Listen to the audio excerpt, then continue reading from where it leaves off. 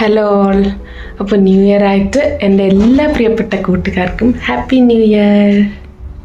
Welcome back dears. അപ്പോൾ new year ആണെങ്കിലും സംക്രാന്തി ആണെങ്കിലും നമ്മുടെ കിച്ചണിൽ വന്നാലല്ലേ നമുക്കൊരു സമാധാനം കിട്ടത്തുള്ളൂ. അങ്ങനെ അതേ കറങ്ങിത്തിരിഞ്ഞാൽ നമ്മുടെ കിച്ചണിൽ തന്നെ നിൽക്കുവാണേ. സ്പെഷ്യലായിട്ടൊന്നും ഉണ്ടായിരുന്നില്ല കേട്ടോ ഇവിടെ. പിന്നെ നമ്മുടെ കമ്പനിയുടെ ന്യൂ ഇയർ പാർട്ടി ഒത്തിരി വലിയൊരു ആഘോഷമാണ്. അപ്പം അതിൻ്റെ വിശേഷങ്ങളൊക്കെ ഞാൻ അടുത്ത വ്ലോഗിലിടാം കേട്ടോ. ഇവിടെ തണുപ്പ് കൂടി വരികയാണ്. ഒരു ജാനുവരി 15 കഴിയണം ഇനി ഒന്ന് കുറഞ്ഞു തുടങ്ങാനായിട്ട്. അപ്പോൾ ഈ തണുപ്പത്ത് പറ്റിയൊരു സ്നാക്കാണ് ഞാൻ കാണിക്കാൻ പോകുന്നത്. സിമ്പിളാണ്, വളരെ ഹെൽത്തിയാണ്. ഒന്നുമില്ല, കണ്ടപ്പോഴും മനസ്സിലായത് നമ്മുടെ മുട്ട പുഴുങ്ങിയിട്ട് ഇങ്ങനെ കട്ട് ചെയ്ത് വെച്ചിട്ടുണ്ട്. അതിൻ്റെ പുറത്ത് കുറച്ച് സവാളയും കുറച്ച് മുളക് പൊടിയും കൂടെ ഇങ്ങനെ സ്പ്രെഡ് ചെയ്ത് കൊടുക്കുന്നുണ്ട്. പിന്നെ കുറച്ച് ഉപ്പും കൂടെ ഇങ്ങനെ സ്പ്രിങ്കിൾ ചെയ്ത് കൊടുക്കാം. അപ്പോൾ ഇതൊരു ഹെൽത്തിയും ഈസി ആയിട്ടുള്ളൊരു സ്നാക്കാണ്. ഇവിടെ നമുക്ക് സ്ട്രീറ്റിൽ പോലും കിട്ടുന്നതാണ്. ഈ തണുപ്പത്ത് നമുക്ക് ശരീരം ചൂടാക്കാനും എല്ലാം നല്ലൊരു സ്നാക്കാണ് കേട്ടോ. അങ്കുവിൻ്റെ സ്കൂളിലെ Christmas new year celebration Anku പോയ വിശേഷമൊന്നും ഞാൻ കാണിച്ചിരുന്നില്ലല്ലോ. ഇതായിരുന്നു അപ്പോൾ അന്നത്തെ അങ്കുവിൻ്റെ വേഷം കേട്ടോ. ഇതിട്ടുകൊണ്ട് പോകണമായിരുന്നു. ഫുൾ വൈറ്റ് കുർത്തിയും പിന്നെ എന്താ പറയുക പാൻറ്റും ഷൂസും എല്ലാം വൈറ്റ് തന്നെ വേണമായിരുന്നു. അകത്ത് ഞാൻ നല്ല കട്ടിയുള്ള തേർമൽസ് ഇട്ടിട്ടാണ് ഇതിട്ട് കൊടുത്തത് കേട്ടോ. സ്കിറ്റും കാര്യങ്ങളൊക്കെ ഉണ്ടായിരുന്നു. അപ്പോൾ അങ്ങനൊരു മെയിൻ ക്യാരക്ടറൊക്കെ ആയിരുന്നു. അപ്പോൾ അതിൻ്റേതായ ഒരു സെറ്റപ്പും കാര്യങ്ങളുമായിട്ടാണ് പോകുന്നത്. ക്ലാസ്സും ഉണ്ടായിരുന്നു കേട്ടോ. അന്ന് പകുതി വരെ കണ്ടേ ഉണ്ടായിരുന്നുള്ളൂ. അപ്പോൾ രാക്കേതേ ഫോട്ടോ സെഷനും കാര്യങ്ങളും ഒക്കെ നടത്തിക്കൊണ്ടിരിക്കുക. കാരണം ഇങ്ങനെയൊക്കെ ഒരുങ്ങി നിൽക്കുന്നത് വളരെ റെയറല്ലേ, കുർത്തിയൊക്കെ ഇട്ടിട്ട് പോകുന്നത്. അപ്പോൾ 2-3 ഫോട്ടോ ഇരിക്കട്ടെ എന്ന് വെച്ച് അങ്ങോട്ടും ഇങ്ങോട്ടൊക്കെ 2-3 ഫോട്ടോ ഒക്കെ എടുപ്പിച്ചു.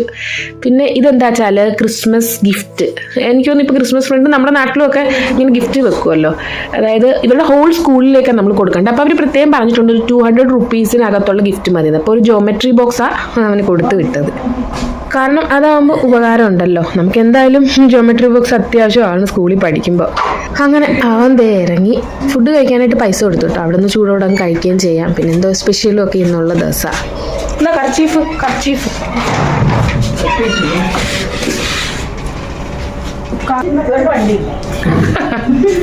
എൻ്റെ അമ്മോ, ഇവിടെ നല്ല തണുപ്പാട്ടോ. കൂനിമേ കുരു എന്ന് പറയുന്ന പോലെ അതിൻ്റെ കൂടെ മഴയും. രാത്രി ഫുൾ ഇങ്ങനെ ചാരി നിൽക്കുമായിരുന്നു. എന്തായാലും അവൻ പോകുന്ന സമയത്തൊന്നും മഴ തോന്നിട്ടുണ്ട്.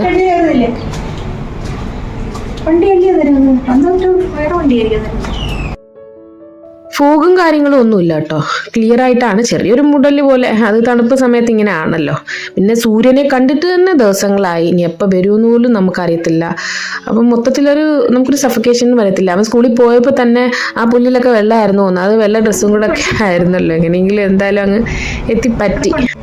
മൊത്തത്തിൽ മൂടിയൊരു ക്ലൈമറ്റാണ്. അല്ലെങ്കിലും ഈ ക്രിസ്മസ് ന്യൂ ഇയർ എന്ന് പറഞ്ഞാൽ ഇവിടെ ഇങ്ങനെ തന്നെയാണ്. നമ്മുടെ നാട്ടിലൊക്കെ എന്താ പറയുക, പ്രത്യേക ഭംഗിയുള്ളൊരു വെയിലൊക്കെ വരുന്ന സമയമല്ലേ ഇത്. അങ്ങനെ വീണ്ടും നമ്മൾ കിച്ചണിൽ വന്നിട്ടുണ്ട്. പുറത്തൊക്കെ കണ്ടോ, ഇരുട്ട് തന്നെയാണ്. സൂര്യൻ എപ്പോൾ വരുമെന്ന് ഞാൻ നേരത്തെ പറഞ്ഞ പോലെ അറിയത്തില്ല. തുണിയൊക്കെ ഒരു സൈഡിൽ കൂടെ കഴുകിയിടുന്നുണ്ട്. അകത്ത് ഹീറ്ററിൻ്റെ കീഴിൽ വെക്കുന്നുണ്ട്. 2-3 ദിവസമൊക്കെ ആയിട്ട് ഉണക്കി എടുക്കുന്നുണ്ട്. ഇതൊക്കെ തന്നെയാണ് ഇപ്പോഴത്തെ പരിപാടി എന്ന് പറയുന്നത്. തണുപ്പ് കാലം എന്ന് പറഞ്ഞാൽ അതങ്ങനെ തന്നെ ആണല്ലോ. നമുക്ക് മഞ്ഞും കാര്യമൊന്നും ഇല്ലാത്തതുകൊണ്ട് അത്രയും ഉപകാരം. അപ്പം മഞ്ഞൊക്കെ ഉള്ളവരുടെ ഗതി ആലോചിക്കുക. മഞ്ഞെന്ന് ഞാൻ ഉദ്ദേശിച്ചത് ഫോഗല്ല കേട്ടോ, സ്നോ.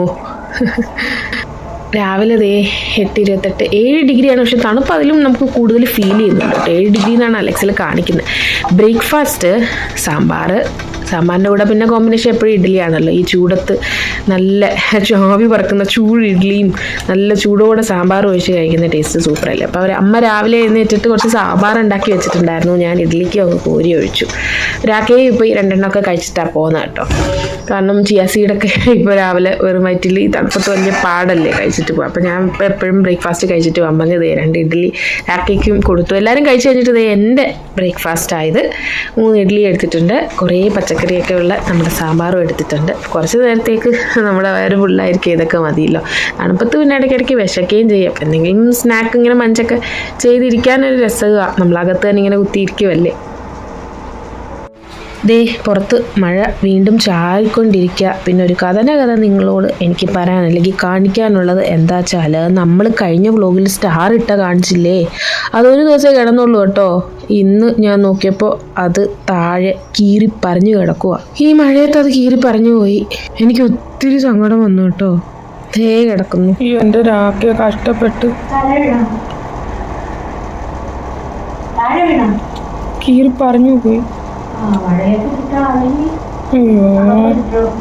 അല്ലെങ്കിലും ഞാൻ ഒത്തിരി ആഗ്രഹിച്ചിട്ടാണ് ഇങ്ങനെ കേട്ടോ. നമ്മുടെ ദീപാവലിക്ക് ഇതുപോലെ ലൈറ്റ് ഇങ്ങനെ ഇട്ടിട്ട് പിറ്റേ ദിവസം അത് കേടായത് കാണിച്ചില്ലേ. പിന്നെ രാക്കെ പുതിയത് വാങ്ങിച്ചിട്ടതൊക്കെ ഞാൻ നേരത്തെ ബ്ലോഗിൽ കാണിച്ചിട്ടുണ്ട്. പക്ഷേ ഇതിപ്പോൾ സ്റ്റാറിന് കിട്ടാനും പറ്റത്തില്ല. നമ്മൾ ഓൺലൈനൊക്കെ ബുക്ക് ചെയ്താലും എപ്പോൾ വരുമെന്നൊന്നും അറിയത്തില്ല.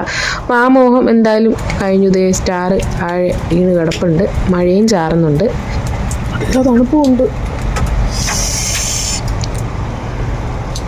കഷ്ടം രാക്കെ എല്ലാം കൂടെ കെട്ടിയിട്ടായിരുന്നു വീഴാതൊക്കെ ഇരിക്കാം. പക്ഷെ എങ്ങനെ പോയെന്ന് എനിക്കറിയത്തില്ല. കീറി പറഞ്ഞു പോയി. അപ്പോൾ ഞാൻ കെട്ടിയതിൻ്റെ പിറ്റേ ദിവസം രാവിലെ അത് നിൽക്കുന്നതും രാത്രിയിൽ ലൈറ്റ് ഇട്ടതും ഞാനിങ്ങനെ വീഡിയോ എടുത്ത് വെച്ചിട്ടുണ്ടായിരുന്നു. അതെന്തായാലും ഞാൻ എന്തെങ്കിലും കാണിച്ചു തരാണ്ടോ. ഇത് നമ്മൾ കെട്ടിയതിൻ്റെ പിറ്റേ ദിവസം രാവിലെ ആ വെയിലത്ത് എന്ത് ഭംഗിയായിട്ട് കിടന്നതാണ്. അതുപോലെ തന്നെ രാത്രിയിൽ നമ്മൾ ലൈറ്റ് ഇട്ടിട്ടും ശരിക്കും ഒരു ദിവസം കാണാനുള്ള ഒരു ഭാഗ്യം ഉണ്ടായിരുന്നുള്ളൂ. എനിക്കറിയത്തില്ല എന്ത് പറ്റിയെന്ന്. എന്തായാലും നമ്മുടെ സ്റ്റാർ പോയിട്ടോ. പിന്നെ ലഞ്ചിന് എന്താ വെച്ചാൽ നമ്മുടെ പച്ചക്കായ ഉണ്ടല്ലോ, അതെടുത്ത് ദേ നന്നായിട്ടൊന്ന് റോസ്റ്റ് ചെയ്ത് അമ്മ കേട്ടോ, മെഴുക്കുരുട്ടി പോലെ. പിന്നെ ചോറും ഉണ്ട്, കൂടെ സാമ്പാർ പുളിയാട്ടോ. അതായത് വേറെ ഒന്നുമല്ല, നമ്മുടെ രാവിലത്തെ സാമ്പാർ കുറച്ച് പുളിയും എരിവും ഒക്കെ കൂടെ ചേർത്തൊന്ന് നീട്ടി ഒന്നും കൂടെ ഒന്ന് വറുത്തൊക്കെ ഇട്ടതാ. പിന്നെ ഞാൻ പറഞ്ഞല്ലോ അതേ ചോറും അച്ചാറും, ഇത് തന്നെ സിമ്പിൾ. സത്യം പറയുകയാണെങ്കിൽ ഈ തണുപ്പത്ത് കിച്ചണിൽ ഒരുപാട് നമുക്ക് അങ്ങോട്ട് ചുറ്റിത്തിരിയാൻ പറ്റത്തില്ല. കൈയൊക്കെ തണുത്തിട്ട് പെട്ടെന്ന് എങ്ങനെയെങ്കിലും ചൂട് കിട്ടണേന്ന് പറഞ്ഞ് റൂമിൽ വന്ന് കിച്ചണിൻ്റെ അടുത്തിരിക്കും. അതാ ഇപ്പം ജോലി. പിന്നെ സ്നാക്കായിട്ട് നമ്മുടെ ഫുഡ് കോർട്ടിൽ നിന്ന് വാങ്ങിച്ചു കേട്ടോ, ഹരബര കബാബ് എന്ന് പറഞ്ഞാൽ ഇവിടെ നമ്മുടെ കട്ട്ലറ്റ് പോലെ ഒരു സംഭവം കബാബും അതിൻ്റെ ഗ്രീൻ ചട്നിയും പിന്നെ ആലു ടിക്കിയും ആയിരുന്നു കേട്ടോ. ഇത് ആലു ടിക്കി ഞാൻ നേരത്തെ കാണിച്ചിട്ടില്ലേ. അപ്പോൾ എനിക്ക് ഒത്തിരി ഇഷ്ടമായി ആലു ടിക്കി. അപ്പോൾ നമ്മുടെ സ്നാക്ക് ഇന്ന് ഇതായിരുന്നു കേട്ടോ. ഇടയ്ക്ക് തണുപ്പത്ത് ഇങ്ങനെ കഴിച്ചുകൊണ്ടിരിക്കുന്ന ഒരു രസം തന്നെയാണ്. അപ്പോൾ അച്ഛനും മോനും ദേ അവർക്ക് സ്വെറ്ററും വേണ്ട, ജാക്കറ്റും വേണ്ട, ഒന്നും വേണ്ട. പിന്നെ റൂമിൽ നല്ലൊരു ചൂടുള്ളതുകൊണ്ട് കുഴപ്പമില്ലല്ലോ. അങ്കുന് പണ്ടേ ഇതൊരു ശീലം കേട്ടോ, രാക്കയുടെ തോളത്തോട്ട് ചാടിക്കയറുന്നത്.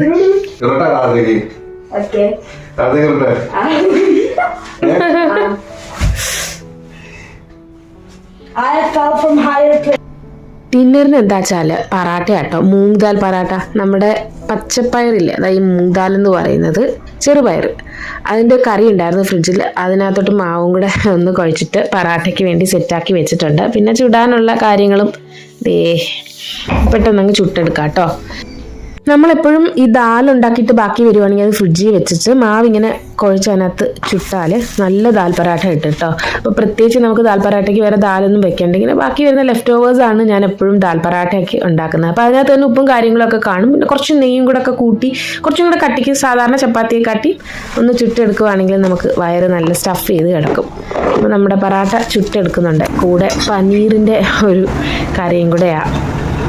തണുപ്പത്ത് നല്ലൊരു ആഹാരം തന്നെയാണ് പറാട്ട. കുറച്ച് സ്റ്റഫായിട്ട് കിടക്കുകയും ചെയ്യും, നമുക്ക് ചൂടും കിട്ടും. ചൂടത്താണെങ്കിൽ നമ്മൾ കുറേ വെള്ളം കുടിച്ച് മരിക്കും കേട്ടോ. ഈ പറാട്ടയൊക്കെ കഴിച്ചാൽ ഒരു നേരമൊക്കെ ബ്രേക്ക്ഫാസ്റ്റിന് ഒരെണ്ണമൊക്കെ കഴിക്കാം, അത്രേ പറ്റത്തുള്ളൂ ചൂടത്ത്. തണുപ്പത്ത് പക്ഷേ നമുക്ക് നല്ല ഹെൽത്തി വേർത്തുമാണ് അത് ഉണ്ടാക്കിയാൽ. അപ്പോൾ പനീറിൻ്റെ കറിയുണ്ട്, എൻ്റെ ഞാൻ എടുത്ത് കാണിക്കാം.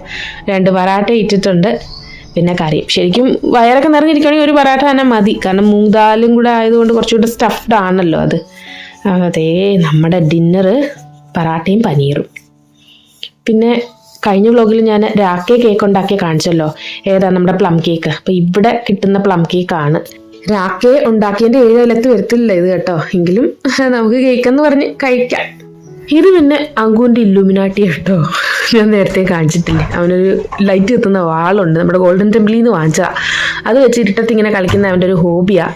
ഇന്നത്തെ വീഡിയോ എപ്പോൾ ഇവിടെ വെച്ചാൽ എൻ്റെ കേട്ടോ. എല്ലാവർക്കും ഒരിക്കൽ കൂടി ഹാപ്പി ന്യൂ ഇയർ പറഞ്ഞുകൊണ്ട് ഒത്തിരി സ്നേഹത്തോടെ thank you so much. Bye bye.